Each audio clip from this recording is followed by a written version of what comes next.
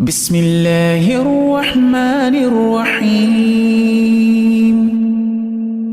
تبارك الذي بيده الملك وهو على كل شيء قدير، الذي خلق الموت والحياة ليبلوكم أيكم أحسن عملا وهو العزيز الغفور،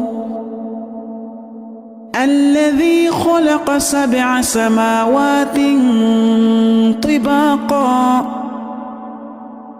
ما ترى في خلق الرحمن من تفاوت، فارجع البصر هل ترى من فطور، ثم ارجع البصر كرتين ينقلب إليك البصر خاسئا وهو حسير، ولقد زينا السماء الدنيا بمصابيح وجعلناها رجوما للشياطين وأعتدنا لهم عذاب السعير، وللذين كفروا بربهم عذاب جهنم وبئس المصير.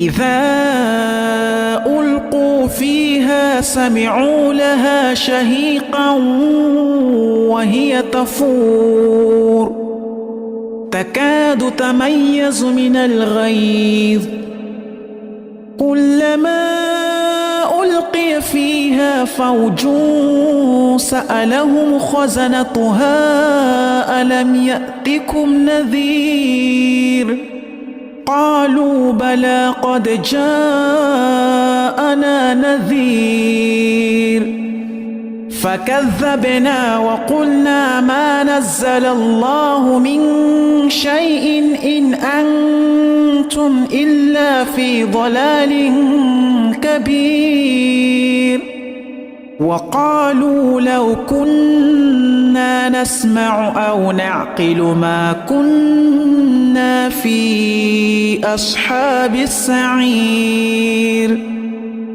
فاعترفوا بذنبهم فسحقا لأصحاب السعير.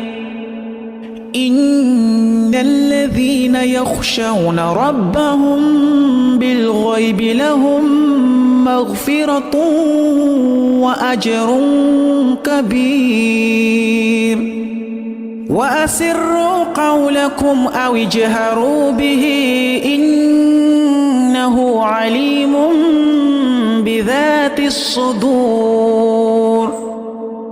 ألا يعلم من خلق وهو اللطيف الخبير.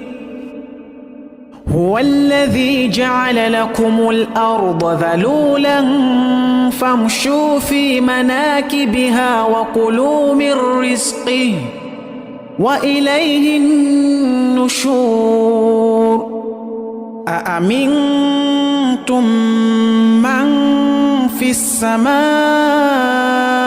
أن يخسف بكم الأرض فإذا هي تمور، أم أمنتم من في السماء